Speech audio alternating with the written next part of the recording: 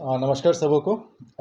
जैसे कि आप जानते हैं पूरे विश्व में अभी एक कोविड का नया नया जो लहर है उसका कहीं ना कहीं कहर दिख रहा है हमें। जहां पर चाइना, ब्राज़ील, जापान जैसे देशों में काफ़ी सारा केसेस ऑफ कोविड-19 पाया गया है। एक नई वेरिएंट आया है जिसे हम कहते हैं BF.7। ये हाईली इन्फेक्शियस है जो बहुत जल्दी ह्यूमन पॉपुलेशन में फैलता है। इसके सिर्फ 4 मामले भारत में पाए गए थे, वो भी अक्टूबर-नवंबर के महीने में। उसके बाद हमारे पास अभी तक नया कोई फ्रेश केस नहीं आया है। लेकिन भारत सरकार के जो गाइडलाइंस के अनुसार हमने अंडमान तथा निकोबार द्वीप समूह में जितने भी हमारे कोविड प्रोटोकॉल्स थे उसको हमने एक्टिवेट करा दिया है। जिसमें सबसे पहले तो हमने पब्लिक को एक मास्क पहनने की हिदायत दी है, सोशल डिस्टेंसिंग की हिदायत दी गई है। और सबसे बड़ी बात है कि जितने भी कोविड अप्रोप्रिएट बिहेवियर है उसको हमने चालू करने के लिए एडवाइजरी इशू की है। इसके अलावा हमने एयरपोर्ट पे रैंडम टेस्टिंग शुरू की है, खासकर जो लोग फॉरेन से अंडमान में आते हैं उनके लिए होता है। और जहाँ जहाँ पर ILI के केस, सर्दी खांसी के केसेस पाया जाता है PHC CHC में, उन क्षेत्रों में भी हमने वहाँ के मेडिकल ऑफिसर्स को कह दिया कि उनको रैपिड टेस्ट करें और ये पता करने की कोशिश करें कि कहीं पॉजिटिव केसेस तो नहीं हैं। जैसे ही पॉजिटिव केस मिलेंगे हमें, हम तुरंत उस पॉजिटिव केस को होल जीनोमिक सीक्वेंसिंग के लिए भेजेंगे, जिससे ये पता होगा कि वो BF.7 कैटेगरी का है या नहीं है। इस सिलसिले में हमने 23 तारीख को अपना सर्विलेंस अंडमान निकोबार में शुरू किया। इसके दौरान हमने करीब बहुत सारे सैंपल्स हमने किए थे, उसमें से 5 सैंपल्स पॉजिटिव आए, जिसमें से एक फॉरेनर का सैंपल पॉजिटिव है। और इस सैंपल को हम अभी ICMR को भेज रहे हैं और ICMR इसे NIB पुणे के थ्रू टेस्ट कराएंगे पता करने के लिए BF.7 का जो स्ट्रेन है या नहीं है। खुशी की बात यह है कि हमारे जो माननीय मिनिस्टर ऑफ स्टेट है हेल्थ के, डॉक्टर भारती प्रवीण पवार, वे हमारे द्वीप समूह के दौरे पे हैं। उन्होंने कल ICMR के परिसर में जाकर जीन सीक्वेंस मशीन का इनॉग्रेशन किया है। अब इसका रजिस्ट्रेशन होगा DBT के साथ। रजिस्ट्रेशन होने के बाद अंडमान में ही जीन सीक्वेंसिंग शुरू हो जाएगा, जिससे कि हमें 5 दिन के अंदर रिजल्ट मिले लगेंगे। अब हम सेंट्रल में जब भेजते हैं इसको तो करीब 14 दिन का टाइम लग जाता है इसमें। घबराने की कोई बात नहीं है, सब कुछ कंट्रोल में है। मेडिसिन हमारे पास एक्सेस अवेलेबल है। उसके अलावा हमने एक वर्स्ट केस सिनेरियो हमने बनाई अंडमान निकोबार के लिए। अगर एक साथ पूरे अंडमान निकोबार के 1% लोग, करीब 4,000 लोग अगर इन्फेक्ट हो जाते हैं तो उनको बचाने के लिए जो भी एक मुहिम है, जो भी एक प्रोटोकॉल है, उसे तैयार कर लिया गया है और उसे अपडेट भी कर लिया गया है, जिसमें मेडिकल और जितने भी स्वास्थ्य सेवाएं हैं, इसके अलावा जो भी आपका public distribution system, diesel, petrol, आपके फूड ग्रेन्स, लेबर्स इश्यूज़, ये सारे को भी कंसिडर किया गया है। और हम हर तरीके से तैयार है, कुछ भी होगा हम इसको टैकल कर सकते हैं। लेकिन फिर से कहना चाहूँगा सबसे, पैनिक की सिचुएशन करने की नहीं है, क्योंकि हम अंडमान निकोबार में हमने मैक्सिमम वैक्सीनेशन कवरेज दे चुके हैं। इम्यूनिटी अच्छी खासी इम्यूनिटी है। अगर वायरस आता भी है, जो मारने और मरने की सिचुएशन पहले थी, वो सिचुएशन होगा नहीं, ये हम एक्सपेक्ट कर सकते हैं। अभिजीत सर, आपका बहुत बहुत शुक्रिया हमारे दर्शकों से इतनी जानकारी साझा करने के लिए। बस हम ये जानना चाहेंगे, कोविड का पहला वेरिएंट जो था और उसके बाद ओमिक्रॉन और ये BF.7, ये तीनों में अंतर क्या होगा सर? देखिए, एक जेनेटिक लिनिएज होता है। जेनेटिक लिनिएज में होता है कि कोई भी वायरस होता है, खासकर जो टाइप बी इन्फ्लुएंजा वायरस हम बोलते हैं, जिनकी जो फैमिली है, ये टाइप बी इन्फ्लुएंजा वायरस की फैमिली जो होती है, ये एक नोटोरियस वायरस होता है जो हर समय अपने आप को बदलता है। ये आता है बहुत स्पीड से, लोगों को बीमार करता है या मारता है, उसके बाद धीरे धीरे अपने आप ही बदल जाता है। कि जैसे जैसे पॉपुलेशन में हर्ड इम्यूनिटी हो जाती है, हर्ड इफेक्ट हो जाता है, उसकी वजह से क्या होगा कि वायरस सस्टेन करने के लिए अपने आप को तोड़ता है, अपने आप को जेनेटिकली मॉडिफाई करते हैं। और जेनेटिकली मॉडिफाई करने के लिए जब करते हैं तो क्या होता है, ऑटोमेटिक ये वायरस इन्फेक्शियस तो हो जाता है, लेकिन इनकी जो मारने की क्षमता है, जो विरुलेंस है, वो कम हो जाता है। इसकी वजह से आप देखोगे कि पहले और दूसरे वेव में जितने लोगों का मौत हुई थी या फिर जो जो जो बीमार पड़े थे, वो थर्ड वेव में उतनी मौत नहीं हुई और ना ही ज़्यादा लोग बीमार पड़े हैं। उतना खतरनाक नहीं खतरनाक हुआ। नहीं हुआ है। तो एक सीजनल इन्फ्लुएंजा बोल के चीज़ आती रहेगी जब तक ये वायरस है, लेकिन घबराने की कोई बात नहीं है। अभिजीत सर, ये बताइए, जिस तरह से फर्स्ट और सेकंड वेव में फुल प्रिपरेशन था, क्या अभी ये थर्ड वेव के लिए भी कोई कोविड केयर सेंटर ऐसा प्रिपेयर है जहाँ पे अगर पॉजिटिव पाया जाए तो उन्हें अलग से रखा जाएगा या हॉस्पिटल में ही देखा जाएगा? हाँ, देखिए, जब पहले वेव में आए थे, हमें इस बीमारी के बारे में कुछ मालूम नहीं था, हम इसे नोवेल कोरोना बोलते थे। आजकल इस वायरस के बारे में सब कुछ, लगभग सब कुछ हमको मालूम है, एक्सेप्ट उसका मेडिसिन के अलावा बाकी सभी चीज़ें मालूम है हमें।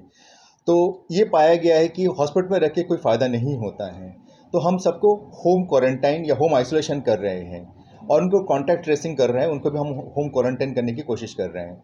हॉस्पिटल में उनको हम रखेंगे जिनको हॉस्पिटल या मेडिकल केयर की ज़रूरत पड़ेगी, जिसकी से ब्रीथलेसनेस हो रहा है या फीवर उतर नहीं रहा है, सिम्टम्स में इंप्रूवमेंट नहीं हो रहा है, या फिर वो कंडीशन डिटोरेट हो रहा है, ऐसे केस को हम हॉस्पिटल में ले आएंगे और उनको ट्रीटमेंट लगेगा। वो हार्डली आपका 5 to 10% केस ऐसा होगा जो कि हॉस्पिटल की ज़रूरत पड़ेगी, अदरवाइज ज़रूरत नहीं पड़ेगी। अभिजीत सर, ये भारत के किन किन देशों में अभी ये केसेस मिल चुका है? देखिए, उड़ीसा में एक केस मिला है और 3 केस गुजरात में मिला है, जो कि होम आइसोलेशन में रह के ही ठीक होके चले भी गए हैं। इनको कुछ स्पेशल ट्रीटमेंट की ज़रूरत नहीं पड़ी है और आज के डेट पे कुछ हाल ही नहीं है। में स्पोर्ट्स अथॉरिटी की तरफ से एक टीम गया हुआ है उड़ीसा, और वो खेल खत्म करके वापस आने वाले हैं, हाल ही में आ जाएंगे, तो उनका आने का कुछ असर पड़ेगा क्या? नहीं, देखिए, जो वो केस हुआ था वो करीब 2 महीना पहले हुआ था, अच्छा। उसके बाद कोई फ्रेश केस नहीं हुआ। तो हमें लगता है कि जो मैक्सिमम इंक्यूबेशन पीरियड उसका कंप्लीट हो चुका है, तो खतरे की कोई बात नहीं है और ये उसमें। किन बड़े देशों में अभी ये छाया हुआ है?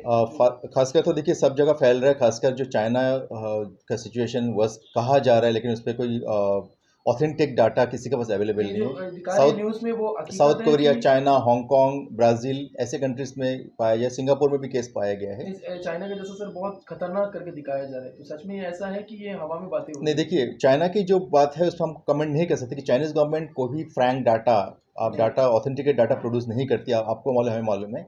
तो उस पे हम अभी कुछ बहस नहीं कर सकते हैं, लेकिन कुछ ना कुछ गड़बड़ है कुछ क्षेत्रों में, वहाँ पे इतना समझ में आ रहा है। कोई अभी का जो ये थर्ड वेव है सर, ये BF7, ये कितना खतरनाक है? देखिए, ये वायरस जो है 10 टाइम ज़्यादा इन्फेक्शियस है, इन्फेक्शियस।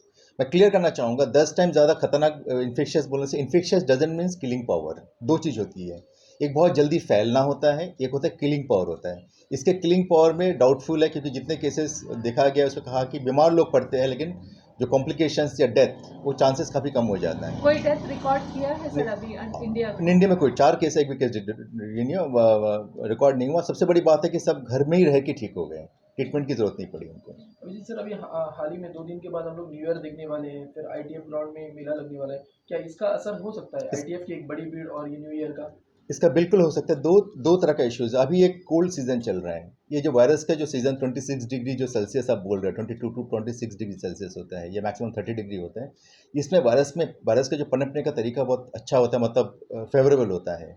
और दूसरा इन्फ्लक्स ऑफ पॉपुलेशन, जैसे ITF हो गया, क्रिसमस हो गया, खत्म हो गया, अभी न्यू ईयर आ रहा है, टूरिस्ट काफ़ी बढ़ रहे हैं, तो ये कहने के खतरा हम पर मंडरा रहा है। इसकी वजह से हमने एक एडवाइजरी इशू की है कि आप अपने आप को जो कोविड अप्रोप्रिएट बिहेवियर है उससे आप चालू रखिएगा, जिससे कि अगर कुछ हो भी जाता है तो लोगों में अंदर बहुत बड़ा मतलब आउटब्रेक ना हो। बेहतर नहीं है कि ऐसी भीड़ों को अवॉइड किया जाए? नहीं, देखिए, इसे हमने कहा कि ये वायरस को हम लोग अभी बहुत ज़्यादा लिथल नहीं ले सकते, बहुत ज़्यादा विरुलेंट नहीं ले सकते इस चीज़ को, और इसलिए अवॉइड करने से बहुत सारा टूरिज्म पे इफेक्ट पे। लास्ट में आप देखा 2 साल तक सब कुछ बंद था, इकोनॉमिक फाइनेंशियल कंडीशन लोगों की परमानेंट बिगड़ी थी। सोल्यूशन नहीं हो कॉमन सकता। सोल्यूशन नहीं हो सकता, उसका कोई फ़ायदा नहीं होगा, इसके वायरस तो साथ आना में ही चलना है। है, बस प्रिकॉशन लेना जरूरी यस, है। वायरस तो आना ही है आपको, बस हम ये करना है कि वायरस बहुत जल्दी से ना फैले। अभी जैसे शुरू में जैसा बताया गया था कि ये इंसान से इंसान में फैलता है, तो ये BF.7 में भी यही कंडीशन होगा क्या? बिल्कुल, बिल्कुल, आपकी हवा से फैलती है, आपके सांसों से फैलेगी आपको। तो मास्क लगाना अनिवार्य है? मास्क लगाना बिल्कुल अनिवार्य है, खासकर अगर नहीं है तो कम से कम 1 मीटर की दूरी, 2 मीटर की दूरी ज़रूरी है, अगर नहीं भी हो तो 1 मीटर की दूरी रखिएगा। अब जिस सर आते हुए समय में क्या ये हो सकता है कि अंडमान में लॉकडाउन की स्थिति बन जाए? लॉकडाउन सोल्यूशन नहीं होता है, फ्रैंकली स्पीकिंग। लॉकडाउन इसलिए करते हैं कि हमें अपने प्रिपरेशन का मौका मिल जाए। हम आज के डेट में, मैंने बोला कि वायरस के बारे में सब कुछ ज्ञान हमें है, वैक्सीनेशन अच्छी है, तो लॉकडाउन का कोई सवाल पैदा नहीं होता। आज के तारीख पे virus is the boundary line between living and non living. कैसा बिहेव करेगा हम प्रेडिक्ट नहीं कर सकते हैं, बस हम थोड़ा सा बोल सकते हैं ये हो सकता है, but we should be prepared. उसके लिए हमने क्या किया, वर्स्ट केस सिनेरियो तैयार की है। लॉकडाउन का कोई अभी तक ऐसा कोई अंदेशा नहीं है, कोई मतलब सिचुएशन होना नहीं चाहिए हमारे पास। और लॉकडाउन करने की भी वजह ये होती है कि मेडिकल विभाग को वो प्रिपरेशन का टाइम मिल जाए। अदरवाइज इसका तो कुछ ऐसा करेक्ट, लाभ होता नहीं। जब हम प्रिपेयर्ड है तो हमें लॉकडाउन का कोई आवश्यकता नहीं है। अच्छी सिचुएशन का हम लोग बोल देते हैं, एक्सपेक्ट करते हैं कि अच्छा हो, लेकिन अगर खराब हो गई वेंटिलेशन बाकी सारी सुविधाएं, ये क्या मौजूदा हालात में सिर्फ पोर्ट ब्लेयर का हम नहीं बोल रहे, पूरे अंडमान निकोबार में सुविधाएं मौजूद हैं? हम बता देंगे, हमारे पास 4600 से ज़्यादा सिलेंडर्स हमारे पास अवेलेबल है और फील्ड रखे हैं हमने उसको। 1765 हमारे पास कंसनट्रेटर्स है, अगर करंट चली गई या फिर जहाँ पे आप सिलेंडर्स नहीं कर सकते, हर जगह हमने 20-20 कंसनट्रेटर हमने दे रखे हैं ऊपर से। हमने PSA प्लांट लगाई है, डिगलीपुर में लगाई है, निकोबार में लगाई है, पोर्टलर जीबंद में लगाए हैं। जीबंद में जो PSA प्लांट है पूरा हॉस्पिटल को देने में सक्षम है, एक साथ सिलेंडर की भी जरूरत नहीं पड़ेगी। अगर कोई फेल हो जाता है मशीन तो हमारे उसके लिए सिलेंडर का बैकअप रखे हैं हमने। तो ये सारा इश्यूज़ हैं। हमारे पास 162 वेंटिलेटर्स अंडमान निकोबार में हैं, हर जगह हमने देके रखे हैं, जहाँ जहाँ हर आइलैंड में एक एक दो दो वेंटिलेटर देके रखे सारी हैं, जगहों पे दिए सब हुए हैं। वेंटिलेटर्स देके रखे हैं हमने। CPAP बोलते हैं, जो कि वेंटिलेटर से पहले वाली यूज़ होती है, जो वेंटिलेटर से डालने से अपन उसको डालते हैं, कभी कभी उससे पॉजिटिव प्रेशर से उसका जो इश्यूज़ होता है, रेस्पिरेटरी इश्यूज़ होता है, कार्डियो रेस्पिरेटरी इश्यूज़, उसको हम रिवाइव कर सकते हैं। अगर वो फेल होता है उसके बाद हम वेंटिलेटर पे जाते हैं। तो CPAP हमारे पास सफिशिएंट अवेलेबल है। मास्क, ग्लव्स, सैनिटाइजेशन मटेरियल इतने ज़्यादा सफिशिएंट है कि 3 महीने तक हमें कोई कमी नहीं होना है। मतलब जंग शुरू भी हो गई तो हथियार के साथ मौजूद बिल्कुल बिल्कुल मौजूद है हम। अच्छा, अभिजीत सर, कोविड वैक्सीनेशन जो चला था, काफ़ी लोग हमारे द्वीप समूह में शायद नहीं लिए हैं, क्या कहना है? उस समय हम काफ़ी जद्दोजहद किए, सबके साथ जाके घर घर गए, हम लोग सबको ढूंढ ढूंढ के लगाए, कुछ लोग रेसिस्ट कर रहे थे। हमारा टारगेट 2,86,000 अडल्ट पॉपुलेशन का था। उसी तरीके से 23,000 छोटे जो एडोलसेंट बच्चे थे और 12 से 14 साल के करीब 13,000 बच्चों को देना था। तो वो हमारा टारगेट था, टारगेट हमने कंप्लीट कर लिया है। कुछ लोग जो नहीं लिए लेकिन टारगेट के अंदर आ गए हम लोग सब, उसकी वजह से क्या हो रहा है, कुछ लोग छूट गए हैं। मैं चाहूँगा कि वो तुरंत अपना वैक्सीनेशन लगवा ले, खासकर जिन्होंने एक भी डोज नहीं लगवाया है, उनके लिए खतरा ज़्यादा रहेगा। मैं ये नहीं बोल रहा कि तीनों डोज लगाने के बाद को प्रोटेक्शन मिलेगा, कम से कम एक डोज आपको लगना चाहिए, क्योंकि मैक्सिमम लोग कहीं ना कहीं हम लोग एक्सपोज हो चुके थे इस वायरस से। तो कहने के थोड़ा बहुत इम्यूनिटी है, उसको बूस्ट करने के लिए आपको एक सिंगल डोज इमीडिएटली ज़रूरत है। आज के डेट पे हमारे पास 30 नवंबर को सारे वैक्सीन एक्सपायर कर चुके हैं, और सरकार की जो 75 दिन की परियोजना थी आज़ादी का अमृत महोत्सव के हिसाब से जो फ्री दे रहे थे, उसका डेट भी ओवर हो चुका था। तो वहाँ पर जितने वैक्सीन एक्सेस थे हमने आंध्र प्रदेश गवर्नमेंट को दे दिए कि वहाँ यूज़ कर ले, उनके पास कमी थी। अभी हमने नए वैक्सीन के लिए रिक्वेस्ट की है, आज भी माननीय मंत्री महोदय यहाँ पे अंडमान में, उनको भी हमने प्लेस किया कि मैडम हमको इमीडिएटली मिनिमम डोजेस वैक्सीन चाहिए, हर तीनों टाइप के, जो कोर्बेवैक्स, कोवैक्सीन और कोविशील्ड की।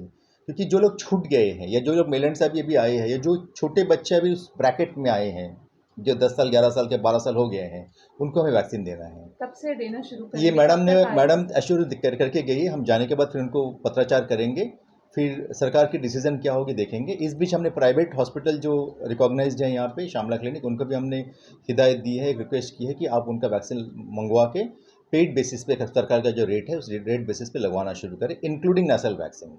अभिजीत सर, अगर किसी को मेलैंड जाना है या इंटरनेट जाना है, क्या डबल वैक्सीन मैंडेट है? नहीं, हमने कोई वैक्सीनेशन मैंडेटरी नहीं किए अगर हैं। सिंगल ना हो तो भी तो भी तभी हम मैंडेटरी नहीं किए हैं। मेलैंड के लिए भी? मेलेंट के लिए मैंडेटरी नहीं किया, लेकिन सिम्टम्स नहीं होना चाहिए। अच्छा, अभिजीत सर से मेरे दो ही सवाल हैं। कहीं समय के बाद लोगों ने एक दूसरे का चेहरा देखना शुरू किया, क्या मास्क का दौर दोबारा आने वाला है?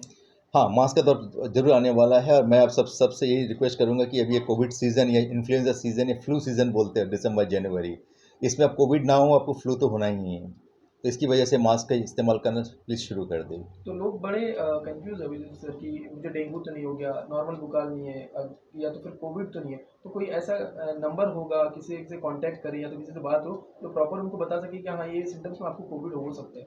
तो ऐसा कुछ नंबर आप लोग इशू कर रहे हाँ, हैं कि बाद हम में इशू होगा? कर रहे हैं 102, हमारा 232-102 जो नंबर है हमारा, उसको हम लोग अभी एक्टिवेट कर रहे हैं। वही हमारा कॉल सेंटर रहेगा। ये अगर एक्टिवेट केसेस हो चुका है कि नहीं, ये ऑलरेडी एक्टिवेटेड है, उनको बस हम अभी गाइडलाइंस इशू कर रहे हैं कि कोई भी कॉल आएगा तो हाउ टू रिप्लाई, जो FAQs बोलते हैं, फ्रिक्वेंटली आस्क्ड क्वेश्चंस, उनको हम मुहैया करा रहे हैं। और कोई भी कॉल्स आएगा तो दे विल टेक केयर ये ऑफ पूरे उसके अंडमान निकोबार के लिए? पूरा डिमांड कर। इसके बाद उसको अगर क्वेरीज सॉल्व नहीं होता तो पर्सनल नंबर्स पे भी हम लोग बात कर सकते हैं। सर, कोई RT-PCR टेस्ट का सिलसिला फिर से शुरू होने वाला है हम आने वाले जाने हम वालों के शुरू लिए? कर दिए ऑलरेडी। शुरू हम कर अभी दिए सर। 2% रैंडम सैम्पलिंग एयरपोर्ट पे कर रहे हैं, और मेलैंड से जो शिप आएगा उनके भी 2% रैंडम सैम्पलिंग कर रहे हैं, खासकर जो विदेश से आए उनको तो हम करना ही है, कि हमने शुरू कर दिया। इसके अलावा जो PHC CHC के उनको रैपिड टेस्ट करने के लिए कह दिया हमने। अभिजीत सर, ओवरऑल तो आपने बता दिया, अब दर्शकों को इतना बता दीजिए किस तरह की सावधानियां बरतनी चाहिए। बीमारी आना तो तय है, एक हद तक हम बोल सकते हैं बीमारी आ रही है, दस्तक दे चुकी है, सावधानियां क्या बरतनी चाहिए? सबसे पहले तो वही है कि कोविड अप्रोप्रिएट बिहेवियर, अपने आप को सेव करोगे तो आप दूसरे भी सेफ रहेंगे। Social distancing is a must, mask is a must. हम चाहे एडवाइजरी दी, आपको कानून गाइडलाइंस नहीं इशू किया, एडवाइजरी इशू किया, तब भी आप अपना एज ए खुद का, इसके लिए आप अपना मास्क इस्तेमाल करना शुरू कर दिए। हाथ को हर 2-2 घंटे में साबुन से धोए आप। अगर नहीं है तो सैनिटाइज़र का इस्तेमाल करें।